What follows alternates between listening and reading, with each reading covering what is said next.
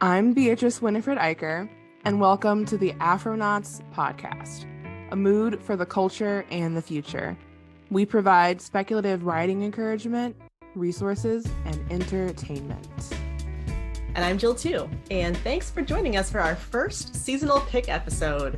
Every season from now on, we're going to have a deep dive conversation about a chosen book, including both non-spoiler and spoiler sections. Our very first seasonal pick for the spring is Blood Debts by Terry J. Benton-Walker, which is out on April 4th, 2023 with Tor Teen. Welcome, Terry. Welcome. Thank you so much. Thank you for having me again. It's always fun to be a guest on Afronauts. I love you all so much. We love you. We love you too. And this is like podcast time. So by the time this airs, you're going to be a published author. It's already published with Clockwork Black, but you'll have your debut novel published. Debut novel, yes. How awesome is that? It's so wild. Okay, so Terry, can you give us a little brief pitch synopsis of Blood Debts? Yes, so 30 years after the most brutal magical massacre in New Orleans history, twin heirs of a dethroned family set out to right the wrongs in their family's history and bring about the justice they're owed. In Blood Debts, which I like to call my contemporary Game of Thrones for Black and Black queer teens, it's an epic fantasy featuring us that I wrote for us. Oh, an epic fantasy featuring us? Yeah. Make sure to get this. Let me make sure the listeners can hear my snapping. literally for the culture. Yes. That's it for the culture. Amazing. Okay, so we'll have 8 questions total for Terry, 6 non-spoiler first, and ending with 2 spoiler questions. We will have a break and music between sections to lessen the chance people will be surprisingly spoiled, but don't get mad at me, y'all, if you get spoiled. I'm gonna try my best in editing, but for real, don't get mad at me if something happens. You've been warned. You've been warned. It's gonna happen. Okay. The first non-spoiler question is: the book opens with a newspaper clipping about honoring the victims of a massacre. Why was it important for that to be the first thing the reader sees? Yes, because it sets the tone for what we're about to get into in this story. And it was a very interesting way to me to give just a little bit of detail about the world and what's going on, and will hopefully ground the reader in the setting and in the larger world and the plot and what's going to be happening later on in the story. I'm always a sucker for books that have newspapers, magazines, movie headlines, whatever it is. It's such a good way to get epistolary element. Cool. Immersed in the world and just a quick here's the ground rules, here's what we're starting off with. So I love that. And I would say you definitely did that. You definitely grounded us in this world and definitely set the tone, I would say 100%. Thank you. That's so cool to hear. It was a lot of fun to do too. Plus, because the rule about not having prologues. It was a cool way to get prologue type information through a new way before we hit chapter 1. That's so smart. I love that. Very smart. Well, speaking of the world that you built, New Orleans feels like the perfect stage for this story, from the riverboats to the historic houses and the bars. Did you always know that you wanted to set Blood Debts there, or did that come together as the story took shape in your mind? This story was always set in New Orleans, even through all the different iterations and title changes and plot changes. It was always set in New Orleans.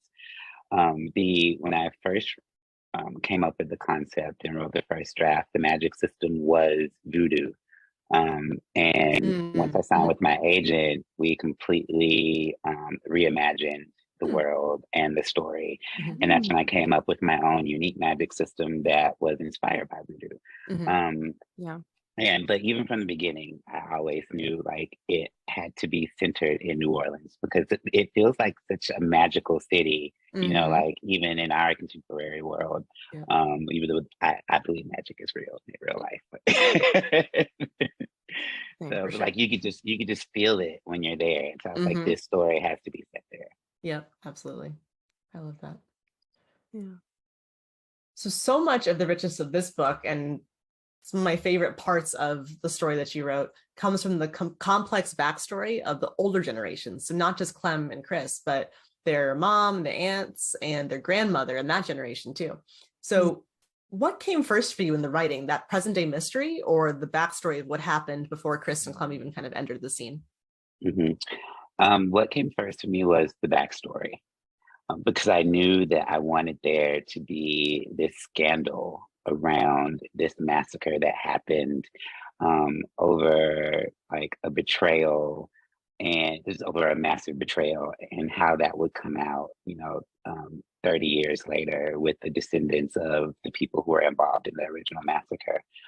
And so then I sort of built the story once I had the history developed. I built the story around like what I knew had happened, and sort of I was able to weave in like elements of the mystery of like what really happened and who was really involved and like all the different strings that were being pulled to usurp the throne.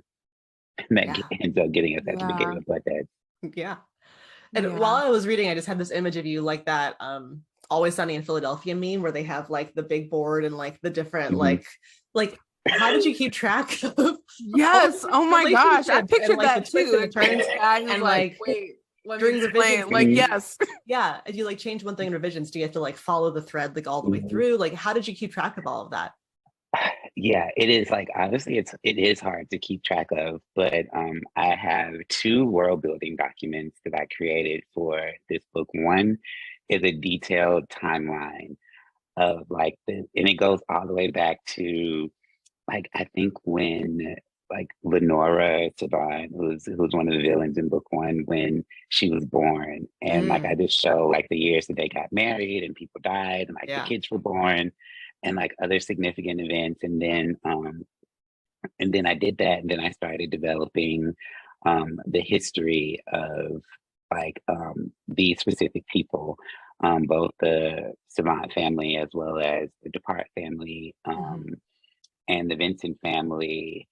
Um, and then once I had that developed, I created the world building document, which was how the magic system worked. And so that's when I went even further back in history and Mm. came up with like what happened during the War of Moons and the Treaty of Moons and how we ended up with the Magical and Spiritual Coalition and the Mhm. Gen Council Oh and my sort of their gosh. roles and Yeah, like like yeah. That's you so get cool.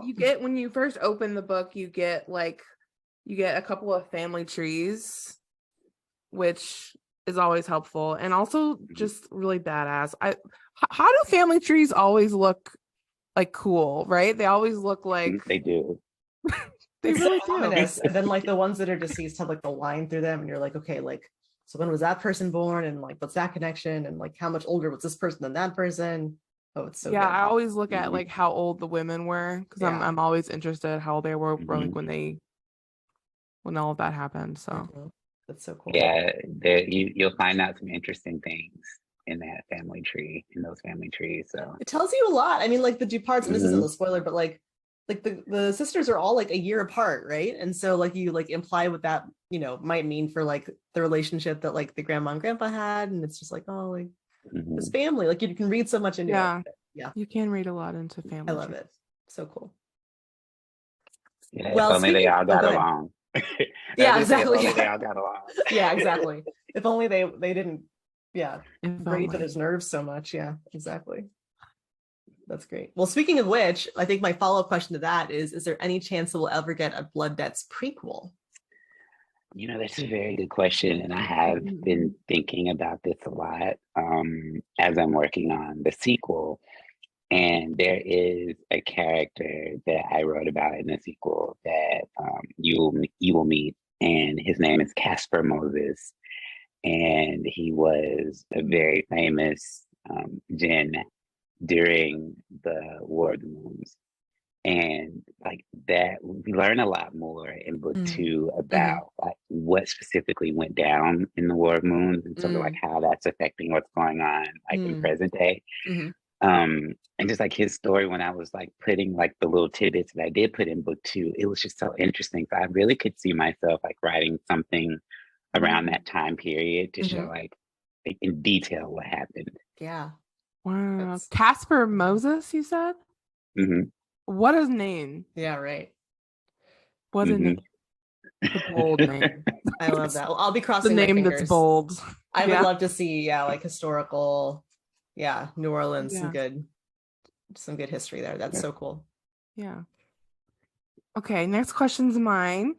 So, in one of Valentina's chapters, she says her power is invisibility, but goes on to say that she isn't actually invisible and is helped by her parents, who are too busy to notice her in the first place. Similarly, Clem has to reckon with loneliness when he and Chris aren't talking, which, like, especially like in the beginning of the book, I would say that's like a thing. And Chris has to reckon with disappointment from loved ones in her own way, which is a spoiler that I won't get into, but we will get into in the spoiler section. Okay, anyway, so you've really woven the theme of what it means to be lonely and all the different ways you can be lonely into all of the main characters. By the end of the book, what do you hope the readers take from everything in regard to loneliness? At the end of this, in regards to loneliness, I want readers to understand that, it's okay to fight for the people that you love. It's okay to fight for yourself. And you should also be one of the people, that you love. And, we will go through periods of loneliness, but as long as you love yourself, then it won't be as bad. And if you let your light shine bright, you will attract the right people to you. And hopefully that's what readers will see through this story, especially through Clem's arc. He learns by the end of this story that it's okay to fight for the person that he loves, and it's okay to, to pursue love. You don't have to be afraid of that. And for Chris, like she learns that it's okay to be herself and to let her light shine. And to love herself and to love her history and her culture and her family. So to be one of the people that you love. Wow. I was doing another interview this morning and I mentioned that it took me 37 years to learn to love myself, as my authentic self. And what I hope that my books bring to children is that it teaches them how to love themselves so it does not take them that long. Yeah. Damn. Beautiful. In a complete left turn. I'm looking at this last question, like, how Beatrice gonna and no, I'm not even gonna there's not like a good segue. Because what you just said was like profound and like deeply impactful to me as a like queer Black person. But with that being said, so the book opens up with Clem in bed with a man friend. And the thing that the man friend says in the very beginning, this is not a spoiler, says, "Good morning, my Black king." And I just want to say, when I read that line, the first thing that I asked that just like popped in my head was, this guy's name is Nate. First thing I thought was, is Nate a Hotep? Like, are we gonna get Hotep representation in Blood Deaths? Representation. Listen, we're all about representation. Hotep authenticity I think readers. we should know. Anyway, I don't want to get too deep into that. But yeah, I think that that's a question I wanted to ask you. Is Nada Hotep? What do you think? Yes or no? Absolutely. You hit the nail on the head. And also, I just want to say, when I read that question, I hollered. Did you know it was me? I was like, oh my God. I was like, this is Beatrice all day. So good. Yes, but you picked up there were a lot of clues in that first chapter as to Nate's hotepery. right though? Mhm. Right though? Yeah, I think so. And it just my belief kept getting reinforced as so I was like, damn. I'm pretty sure I'm right. I was pretty sure. Yes, you were correct. Thank you. So glad to be like validated in that way. I appreciate it. Trust your gut. You gotta trust your gut sometimes. Yeah. Attention, all Afronauts. This is Beatrice in editing. I am concluding the non-spoiler section of this episode and will absolutely, positively not be held responsible for any of y'all being spoiled moving forward. Again, spoiler warning. Okay. Welcome back. Welcome back. You are in the spoiler section of this episode, so you have been warned. All right. Just a couple of quick spoiler questions. So, for me, my heart broke for Chris, my girl, when she discovered the truth about Oz and the love potion. And that was like, I was like, wait, no. Can you talk to us about why that's such an important part of her journey and like what it sets her up to overcome by the end of the book? Mhm. Yes, so like I said before, part of Chris's journey was rekindling her light because she had been around so many people who had dimmed her light, from Valentina, even to Oz, with like his manipulation and his emotional abuse. And so this also like delicately like wound in with like her journey with magic, right? Because she talks about magic as if it's a person. She talks about her relationship with magic, and she had felt very close to magic at one point, but like it betrayed her not once but twice at this point. And I feel like this was very important because it illustrates the nuance in this world and in the magic system. And I think it further drives home like all of the conversations that were had previously about like cultural appropriation. And there's one thing that I really loved with in after that scene when Chris finds out the truth and she's talking with her mom, and she asks her mom, "Is magic evil?" And her mom says, "Magic's not evil. It's a tool that people use to their own ends." And so that's part of her journey, is like learning the truth about magic and like how to have it in her life in a way that like is healthy for her. And also how to deal with people who abuse magic and take advantage of her with it. So it's like, and even like throughout her series journey, like her series arc is very heavily involved with like her experiences with magic, not just with gin magic, but also with light magic, which we find out that she has at the end of the book, which is going to be very important later. Yes. Yeah. I actually wanted to do an addendum question in regards to magic. I know you said in earlier versions of the book, the magic system was more heavily based on voodoo. What was the differences that you made that made it a little less voodoo specific and a little more of your own creation? Right. So when I expanded the world, I knew that I wanted there to be different branches of magic. And so I was trying to figure out a way to link them all together so they could be related in the story world. And so I started thinking about the concept of like different realities and different realms and like where our spirits go when we pass on.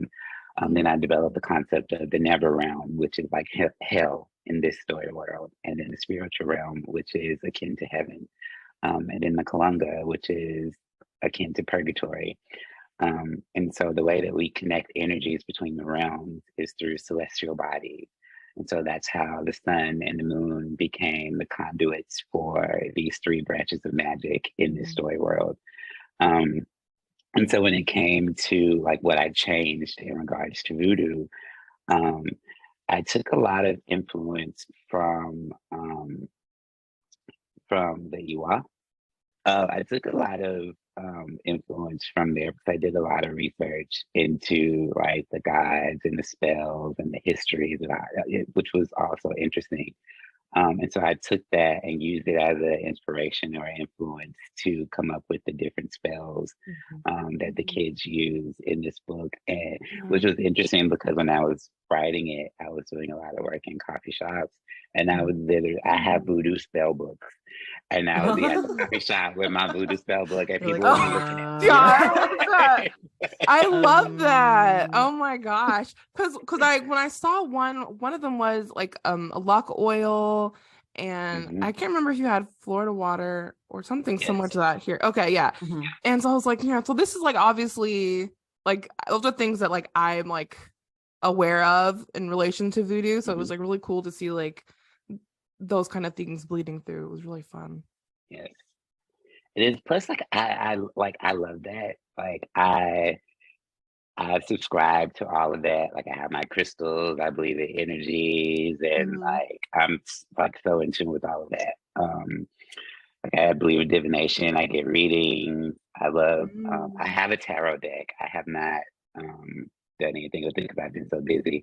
But actually, like tarot and divination is also part of this magic system. It's a part of J magic. We get into that in book 2. Ooh. Yes. Ooh.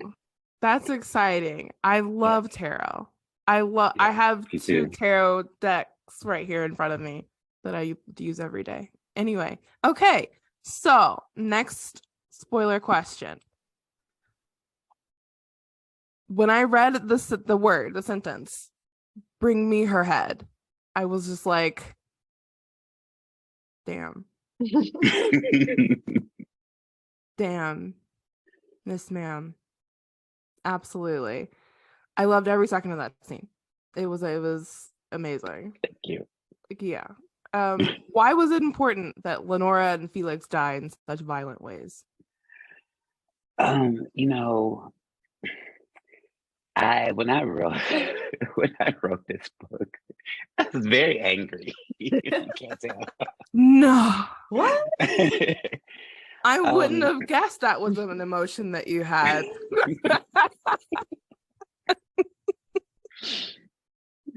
like I was very angry at it's like injustice at like a macro and a micro level, like in the world and like in my personal life.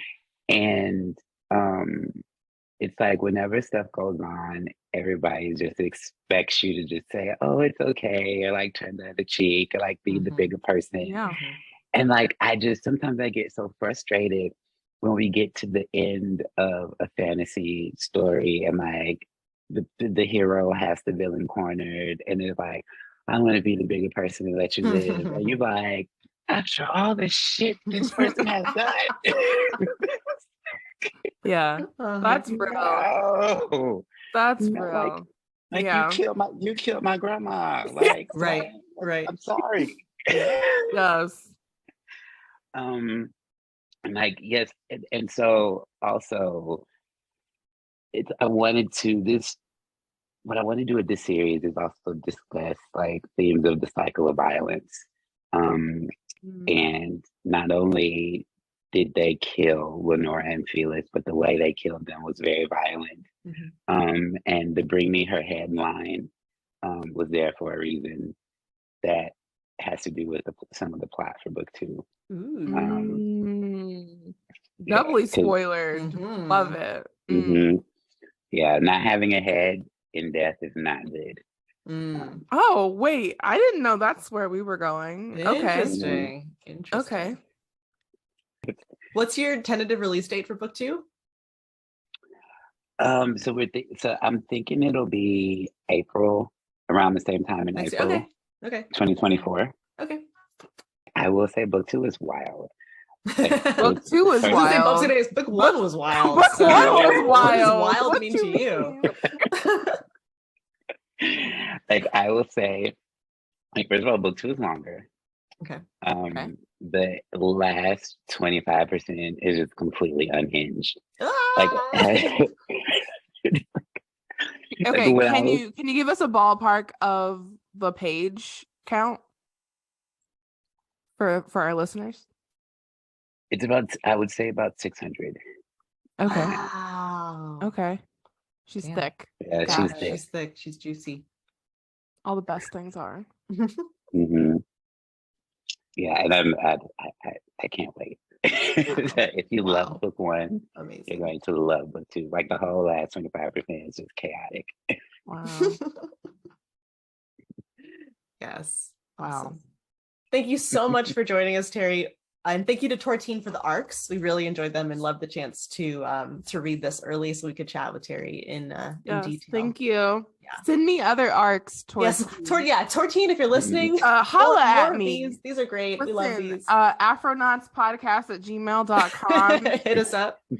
Reach out to Yeah. us. We, hit us up. And Terry, we've had you on the show before and we've talked about your writing journey and what it took to get here. So you know that we are 100% sincere when we say we are so proud of you and so happy for you. We love and you. We're so excited for you. for this step for you. So excited times 2, obviously. you did it. Yes. Thank you so A much. whole ass author. Yes. Yes. I also want to say thank you, and I appreciate everything that you all do to support and uplift both online and offline. So it really means a lot to me, and I love being here. So whenever you want me on, Yay. always a pleasure. Okay. Thank you. Aw. Where can our listeners find you online? Yes, my website is tjbentonwalker.com. On Instagram, I am Ice Cream Vice Lord. On Twitter, I am TJ Benton-Walker, and I am also Ice Cream Vice Lord on TikTok. Yay. And we'll have that in the show notes also. Yeah. Thank you again, Terry. Cool. Thank you.